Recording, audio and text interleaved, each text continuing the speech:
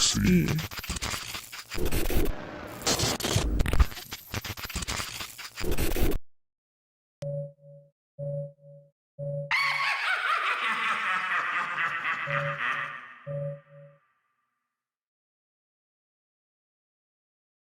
We have this urban legend in my city called the Wrong Way Man. Supposedly, you might see him standing on the side of the road when you're driving. Some say it's always when you're on your way home. I've seen pictures of the Wrong Way Man. They circulate among us by text. They circulate among us students, workers, friends, and family. Oddly, I've never seen any of those pictures posted online. I'm not sure if it's because of fear, because those who've taken the photos want to perpetuate the mystique of our local urban legend, or because of something else. I was pretty sure those pictures had been a hoax, just someone dressed up as the Wrong Way Man. Maybe he was the same person every time. As far as what the Wrong Way Man looks like, he wears tattered clothing backwards, usually a flannel shirt with jeans. His painted smiling face looks eerily realistic, until he turns to the side, and you can see it's a smooth surface. It seems that he has shaved his hair off, paints a face over the back of his head, and puts the shoulder-length wig on that covers his real face. Those who I've met who have claimed to have spotted the Wrong Way Man, they seem to have waited a week before driving home, staying over at a friend's house or a hotel, and not even bothering to go home to pack a suitcase. I've also heard that you need to wait at least a month. The common occurrence seems to be, if you see him while driving home, don't finish your drive home, turn around, go somewhere else, and wait for at least a week. Sounds confusing, right? I just think it's a bunch of nonsense anyways. Until that dreaded day, I saw the Wrong Way Man when we were going back to my house after the movies. It was my friend Katie who spotted him. "Slow down," she said. "I think I see the Wrong Way Man you told me about." Katie had only lived in the city for half a year, so one of those things I told her on my quest to share with her as many interesting things as I could is our local legend about the Wrong Way Man. Was it a coincidence that we had just been talking about him a few days before? I'd never seen someone dressed as the Wrong Way Man in person. Pictures, sure, but never in person. My foot was trembling as I eased up on the gas. It was dark, nearing midnight, and there was no streetlights either. They were off. My car's headlights lit him up. On the other side of the road, he was facing us. Actually, he had his back to us. That painted face was facing us. The jeans, the flannel shirt, and the wig all turned our way as well. His arms and legs looked wrong.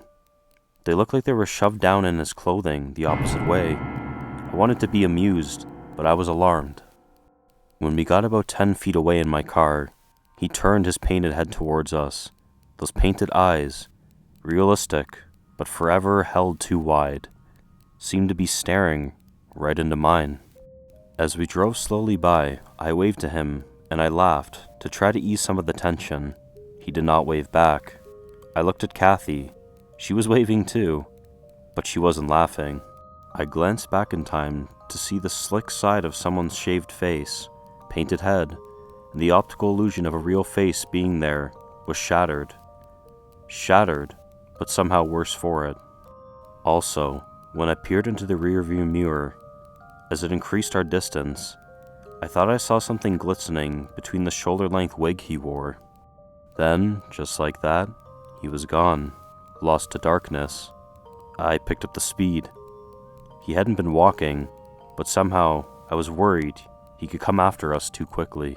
"So what do we do now?" Kathy said. "We can't go home, and we can't go to yours either." I glanced at her, and soon we both started laughing. "Well," I said, "after tonight we'll be able to tell everyone around that we saw the Wrong Way Man," and went immediately home. "I wonder who is pretending to be the Wrong Way Man," Kathy said. "I wonder why they were doing it. Do you think we should turn back and try and talk to them?" "I'd rather we didn't," I said. "They could be dangerous, but I'm sure it's just someone keeping the urban legend alive." "It's your car," Kathy said, "but if it was mine..." "All right," I said, "we'll turn back around. My grandpa used to say, if you're in doubt which turn to make, you can always take a U-turn until you figure things out. He used that metaphor for life. But as I did my U-turn, my heart was thrashing in my chest.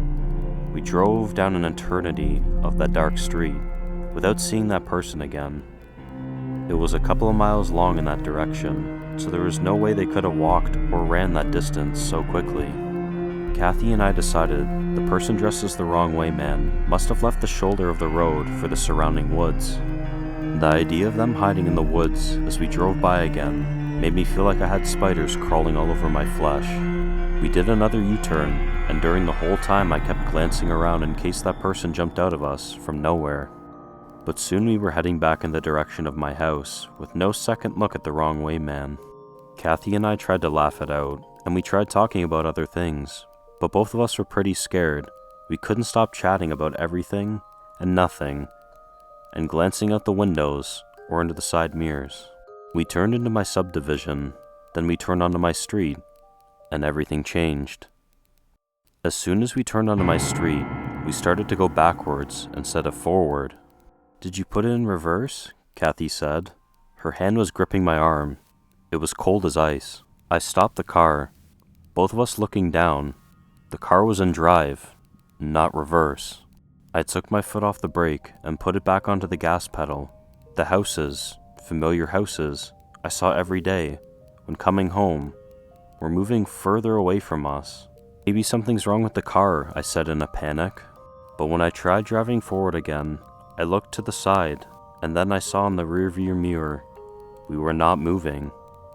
Not according to those views. In front of us, the houses receded every time I put my foot on the gas, but from the side rear mirror, it appeared they were standing still. On my street, everything was well lit.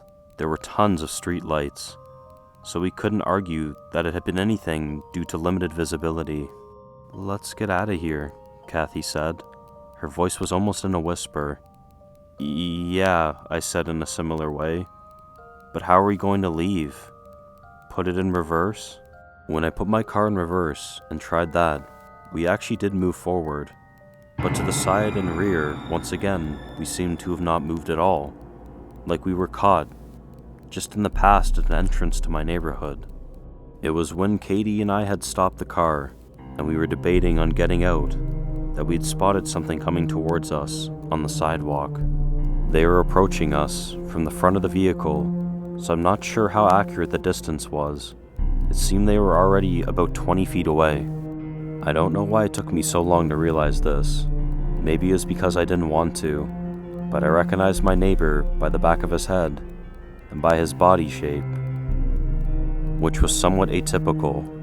I'd seen him often stooped working in his garden as I was driving by. He was walking backwards towards us. When he got closer, he stopped. He began shouting, "M plaît, M plaît," over and over again, standing still, his back to us, only realizing that he had been saying "help me," but in reverse. I rolled my window down. "Mr. Nelson?" I said. "What's the matter?" He stopped shouting.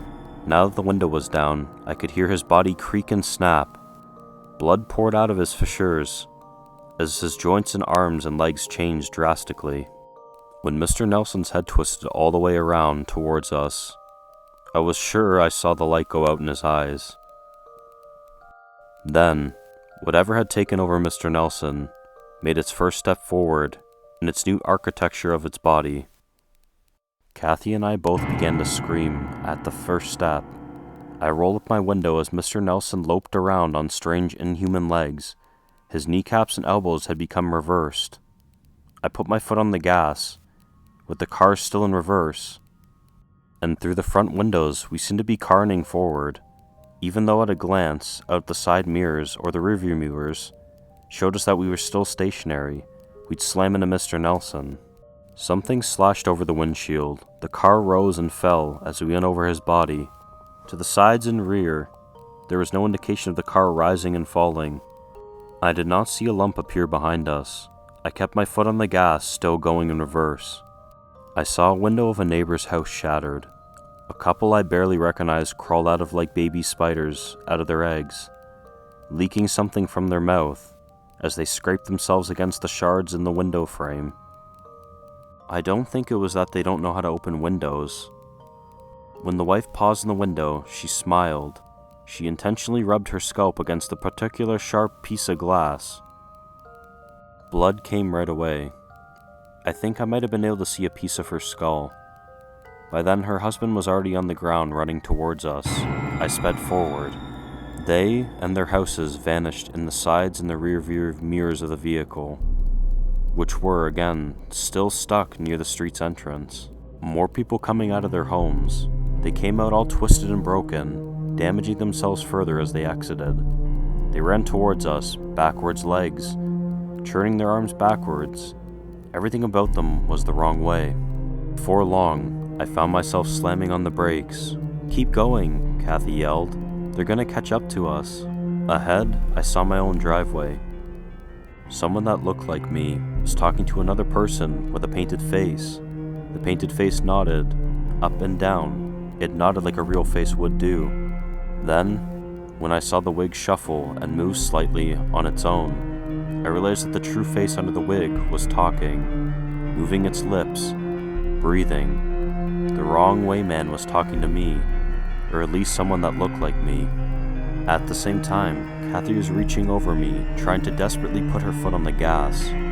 A couple of twisted pieces of bone and meat collided with the windshield. Two faces with bunched up folds on their neck leered at me, out of glazed eyes. These were faces I should have recognized. Their twisted arms continued to beat on the window, even though their eyes told me that no one was home. A spider's web of cracks spread across the windshield. It groves caught blood. I slammed my foot on the gas while helping to steady Kathy back into her seat. We flung those two off, and right after we ran over an entire family in a quick succession. I didn't have time to feel guilty. These were no longer my neighbors. These were not my neighbors. Kathy and I both began to change. I heard some of my bones break.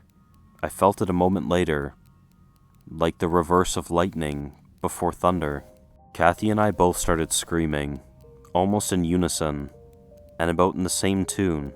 It was like a choir of pain and fear, and pain had risen up, with us as instruments. "Keep your head back," I yelled as I strove to keep my head pinned against the seat. "Don't let it twist around. No matter what happens to the rest of our bodies, we can't let it kill us." "I know," Kathy said. "Just get this car out of here. Make a U-turn or something." Make a U-turn, I thought. What was it that Grandpa said about life, and how if you didn't know what to do, you could always make a U-turn? Still in reverse, yet going forward, I wheeled the car, screeching it around. I didn't glance out the sides or the rears, I gunned it, heading back towards where we'd come from.